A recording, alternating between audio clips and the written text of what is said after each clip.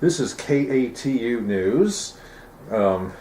This is Anna Canzano reporting live from Gresham, Oregon. No, just joking there. But this is Derek Logue from I guess the new So Clear Media, and we're having a little interview with Tom Madison from the old So Clear Media.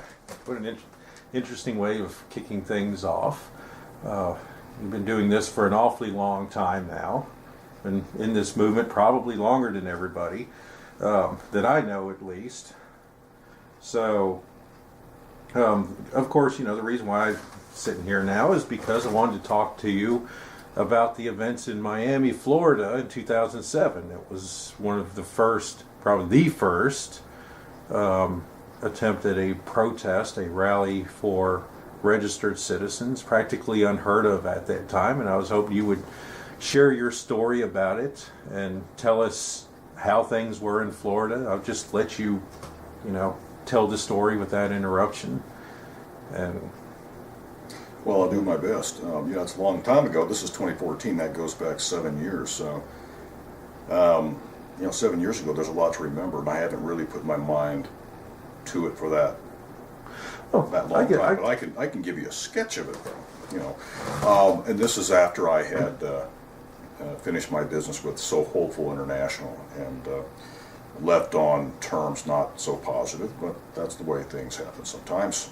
I have my own ideas of what leadership is, or what trying to accomplish the goals of an organization, such as in ways that we needed to communicate our politics at that time, and that goes true for today too. It was a time when the few who had followed me over to So Clear Media Productions, wanted to make a statement, because Florida has typically had been, and I think still is, a state that is at the forefront of passing new legislation against registrants, sex offender registrants on that registry list in Florida and in all 50 states and the federal government. So we thought that we would do something bold, and we picked the state of Florida, and because of what was happening to the registered citizens living under the Julia Tuttle Bridge at that time. As we would find out eventually, there would be about 7 or 8 individuals living there then in June of 2007. And it was a story that hadn't made the national media or even the local media to any great extent, or if it did, maybe the Miami Herald covered maybe one story, but it was enough for the Florida group of us. We were a ragtag band then of maybe 20 people throughout the nation, and 5 or 6 of them lived in Florida. They had heard about this Miami Herald coverage of these kicked out of the city of Miami Beach, Florida registrants, and wanted to do something about it. So we put into works a plan to descend upon the city of Miami Beach, Florida, with their 2,500-foot residency restriction law that was in place, freshly in place by some of the political players in that city. Mr. Book was maybe one of the personalities that helped get the city of Miami Beach, Florida, the city council there, to pass the restrictions. So that's what started the whole thing and made us want to go there. So what was the original plan? I mean, once you got to Florida, what were you going to do once arrived there? Yeah, well, what I want to say, it took about 4 months, 5 months maybe, of planning. I'm talking about weekly conference calls, working with various personalities. We had, again, a contingent there in Florida. Me in Oregon. We had some people in Illinois that might have gone down. They didn't eventually go down, but we had planned this to make as big a challenge as possible to the laws there, and we had worked to an extent where we'd have the local news media, television news media, meet us there to do this interview. So I traveled from Oregon. I was the only one from Oregon. I was the furthest away, and traveled to Fort Lauderdale, and then drove the distance to Miami. Turns out that it was way the traffic, the air travel was worked out. We had 3 ladies from Florida, and then 1 individual, a Mr. Terry Brown from Texas, a fast upon the scene, our scene, registrant, quote unquote, who was there to be part of this movement to challenge the laws in the city of Miami Beach, Florida. So we arrived there one evening. All of us had come from our various destinations, and the next day would be our big day, because we were only going to stay there about 1 or 2 days. And so that very next day, I forget which day it was, we would meet at the Chamber of Commerce building in the city of Miami Beach, Florida. We had arranged with them, paying them $200 for a use of their room so that the TV media could come into that room and do a big roundtable interview of us, the registrants, challenging the laws in that city. They're challenging them with their 2,500-foot residency restriction laws, and we were sabotaged.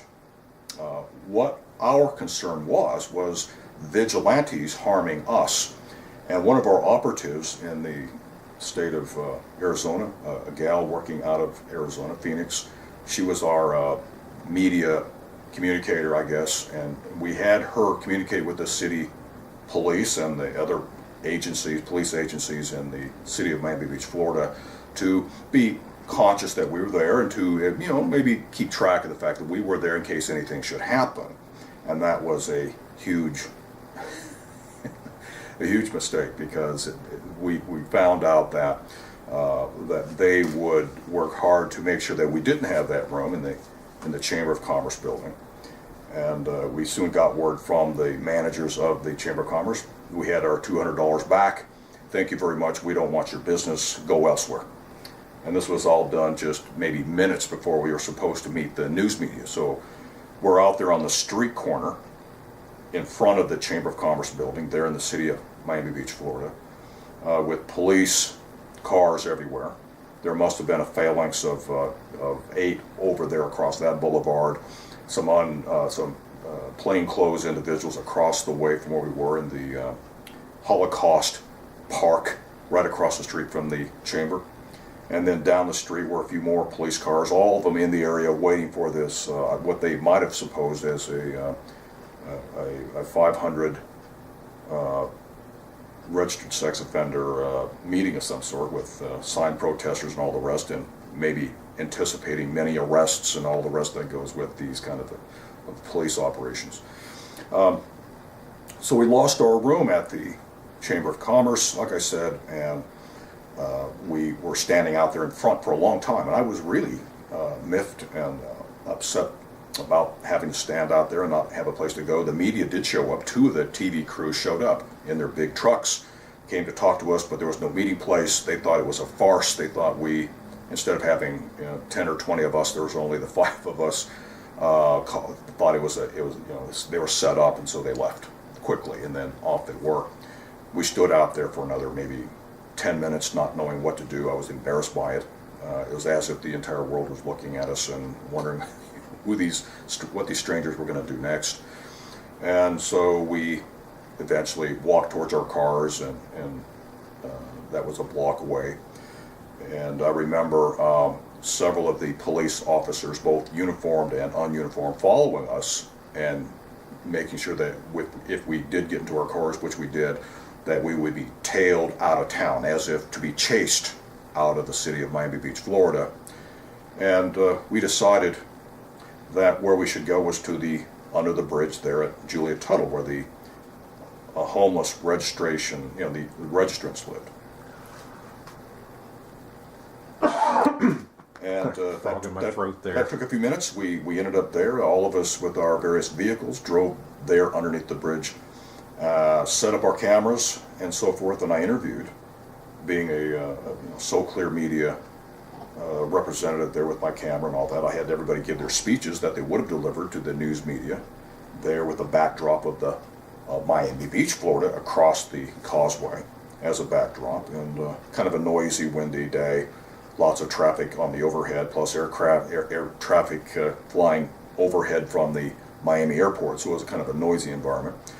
But we also had several others who had come with us, including a treatment therapist from the Miami area who had come to see us do our work there, and I interviewed him as well. But it ended up being a halfway decent effort to make up for the fact that we had lost our effort, our connection with the news media. But I will say that the law enforcement in Florida, there in the city of Miami Beach, Florida, the county police, the city police, essentially ran us out. They defeated us in that we had hoped they would provide to keep us safe, generally as policemen do, to work against us and to be aggressive in not wanting us to talk to the media and to maybe to bring disrepute upon these laws that affected so many registrants who would become homeless due to these laws. What was your impressions of, like, when you first got to the Julia Tuttle Causeway, the conditions that these people were living under? What really stood out to you, about the conditions there at the time? My first visit was actually the day before. I had driven there. I was curious to find it because I didn't want to be lost the next day and not have also spent time looking for it. So I had to. It was interesting getting there because you had to get on the expressway heading towards Miami from the city of Miami Beach, Florida, and there's a break in the wall that leads you to the causeway. There's a break in the fence, and you would drive off the fence onto a muddy road and go down towards the causeway, and it would lower, it would go down a slight hill and then turn in and under the causeway. And that first night, there about 5 p.m., it's still light out, of course, it's a summer day, and there were the various pitch tents up underneath the causeway ribbing itself. So you would go up along a steep embankment, which is part of the structure of this under the causeway bridge support system, and up there with the big girders overhead, literally with your head having to dodge the big girders in a little area there with cardboard walls to separate you from your neighbor in the next section of this construction. That's where you lived. These people would live. So you had an individual 24 years old, let's say, he's there, he's got his radio and he's got his sleeping bag and maybe some cooking utensils all laid up underneath on the I-beam, lower part of the I-beam, as a shelf for his cooking material. So there would be oil and beans and other canned goods and so forth. His mother would come by and supply him with various foods and other comforts while she would visit him 3 times a day. And another neighbor would have a similar situation, but a tent and other amenities to live your life under the bridge. Now, these were residents of the city of Miami Beach, Florida, who had to leave, and so they were exiled to the area there outside the city limits, just barely outside the city limits. They didn't move to Miami because they weren't from Miami. They want to stay close to their hometown, the city of Miami Beach, Florida. So there's, again, 7 of these tent, or at least, if not a tent, a sleeping bag and other comforts to try to survive, along with various food. There was no toileting in the area, so that means any toileting had to be in the bushes and in the side areas where you had some bushes to give you some privacy, I suppose. So no toileting, no water, everything to be brought in. Obviously, it's a very coarse and unconventional way to live, and you had everything brought into you. What did you learn from this experience? I mean, obviously it was your first attempt at putting a face to our movement. And obviously it was not the kind of experience you wanted, but you obviously took some things away from it. So what would those be? Well, I think for the first time I saw as a visitor from out of state, and especially across the country out of state, there visiting locally, what I came away with was a realization that the registration law was not just this isolated island of concern, with the registry and having to make sure they know where registrants live, work, and go to school. But it was part of a and I didn't use the word then so much as I do now, a fascist kind of politics, a police state politics. And I saw it as part of that. It was just a big wallpaper of fascism, and this was one flower on that big wallpaper, so to speak. In that law enforcement worked against us to have our meeting, for example, and that we were, quote unquote, run out of town by the police, discouraged to be there. And I thought, well, that's a violation of our First Amendment rights to free speech. And the state law enforcement's working against us. It's not like we're there with flaming torches and pitchforks and we're threatening passerbys and so forth. We're there on a peaceful mission to communicate our point of view, a political point of view. And we have as our opponents, not our protectors, but people there in law enforcement as adversaries, actively working against us. So that told me this registry was far bigger than maybe we in the movement had thought it to be. Again, not so insular, but more part of a larger tapestry of persecution type laws, harsh laws against the little criminals in society. I call us little criminals, murderers, sex offenders generally, other property criminals as little criminals.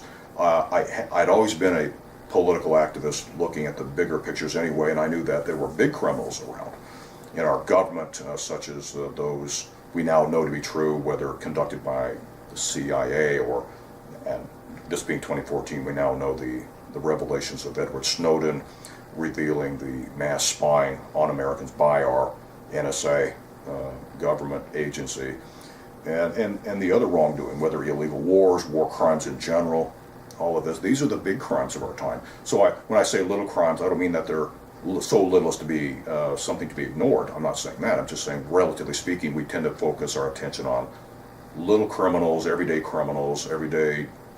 Sixpack and Susie Sixpack criminals, but not the big, Bush family crimes, the Clinton, Bush, Obama criminal cabal that creates a lot of the mayhem in the world today. So yeah, small criminals in relative size and scope.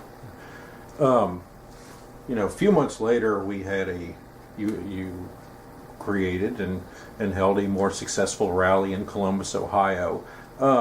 What do you see as the differences between your first attempt in Miami to host a rally and your second attempt? What do you think that there was anything special that made this second rally a more successful endeavor than the first time around? Was it simply the environment that you were in, or was it that people were more receptive to the message by then? Yeah, great question. I think probably the biggest thing was the fact that law enforcement wasn't working against us in Columbus, Ohio. In fact, they were very supportive. Now, keep in mind, we're not there at the Chamber of Commerce anymore. We are at the state of Ohio, there in the city of Columbus, the state grounds. We had rented the state grounds for $850, I think their amount was, to have access to the grounds and to their PA system and all that, and to have a gathering on an official spot in that state, because they were fighting then, hoping to retard or to push back against the Senate Bill 10 in Ohio at that time, what would become the adoption of the Adam Walsh Act in Ohio. And so, because we had paid the state for access to their grounds, we had a lot of Ohioans with Ohio's registered families who are interested in participating in this event and wanted it to be successful. That was the good news, in that we had, again, law enforcement on our side, the state on our side, and because it was a controversial topic, we had the state police on the grounds with us. Their detectives would be undercover working with us to protect us because of the controversial nature of our efforts to communicate a point of view opposite that of the state's position on it, obviously. And funny enough, when we drove up that morning in preparation for it, there was a phalanx of police cars along the main boulevard there in front of the Capitol building, but all there on our side, so to speak, to defend us, not to work against us. So that probably was the biggest difference, and that we had a lot more people involved. I mean, certainly it was not a million-man march by any measure of it. But we had advocates from Ohio who were there to speak. We had one teenage girl who's one of the speakers, did a great job. We had a treatment provider, psychologist from the city of Miami Beach area who we had met in Miami, who had agreed to come fly all the way at his own expense up to Columbus to make a presentation along with us to give some credibility to it. But it was a pretty good overall protest in that we were able to deliver our speeches without much interruption from anybody, including our counter-protesters out on the streets there in front of where we were presenting our materials. The news media showed up early. I think they figured out this isn't something that they could put on their airways, and so what they did was cover the counter-protesters so that would be something suitable to what was consistent with their way of looking at registrants and sex offenders in very general terms. Funny enough, I remember seeing one of these, the newscast that evening, that 6 o'clock news, and there we were in the far distance, almost a silhouette of activity, and then in the foreground were protesters or counter-protesters to our movement holding up signs such as Crimea River and other signs like that. It was rather amusing, but it's interesting that it wasn't the police officers that were against us, it was the media that played against us. The flip opposite of Miami. We had again, in Miami, we had local media willing to meet with us and hear our message, and law enforcement working against us. The flip opposite is true in Columbus. Media is against us. The law enforcement is because we're paid up protesters on the state grounds. They didn't want to have anything bad happen on the state grounds with the state responsible for the safety of all of us. So there you have that. Well, you do a lot of protesting on the streets with nice big old signs, both as part of your activist central journalism. I know you unlike most activists like myself, you cover a more wide variety of issues, but focusing specifically on the sex offender issue, do you see people as being more receptive now to these messages than in 2007 when you were one of the pioneers in doing the street level protest? Yeah, I think so. I think a lot of the change has to do with the very active, what I call the keyboard press in our movement, or the keyboard activists who are there responding to newspaper articles on this or that sex offender in the news, whether it's a registrant or a new sex offender, some kind of story that brings in the up till recently the kinds of commenters who would be typically write things like hang them by their whats, or that they should be all have a bullet in their head and to be dispatched with, and so forth. That has gone away a lot now. I think people realizing the laws are certainly out of bounds, and in anything that would be acceptable in a truly democratic society where equality under the law for everybody is so valued, and that we are not treated as equals, we're treated as second-class citizens. So to answer your question, the keyboard activists all across the country, including me and many of my good friends in the movement, certainly have pushed back successfully the negative comments, and even many times took the opposite point of view of the article, of the news article written by a news person of some stature, and probably indirectly educated them. So you even see the news articles themselves starting to slowly turn a corner, realizing that they're on the wrong side of the debate. So today's success in being able to go to a street corner or a state capitol building, on the steps there, those state capitol buildings, and hold up a controversial sign that says reform the sex offender laws or repeal the sex offender laws, it's a lot easier now because of the tremendous good work done by the keyboard activists in various places around the country that challenge the media. Yeah, we're definitely more organized than in the past. Do you think that there's still value in perhaps doing some street level activism in the future? I think now, especially now, 2014, I think this is the time now to use the good weather we have in the summer times, for example, to go and exercise your right to state something in public, where you're going to be able to have a face-to-face encounter with people who probably, mostly, will disagree with you. They're not going to be the violent type, I'm guessing. They're going to be people that may be surprised, more than shocked or angry, surprised that you are holding up a message that, let's say, is one that says repeal the sex offender registry. They're going to be curious. Why on earth would anybody hold up such a crazy sign? I mean, because most people are educated by the news media today, television and print press, and so when they see a message like this, it gives them probably some upside down, what's it called? I'm not thinking of the term, but double think, or not double think, but you have a view of something that you've always held, and now you're being challenged with a different point of view, and maybe documentation that supports that point of view. Yeah, well, I think the term might be cognitive dissonance when people are being. It happens to the best of us, but it is cognitive dissonance when, especially having a point of view such as we need to be tough on sex offenders. They reoffend all the time. The great what do you call it, the trifecta, right? They're incurable. They're all the same, and they're going to offend in the next 5 minutes.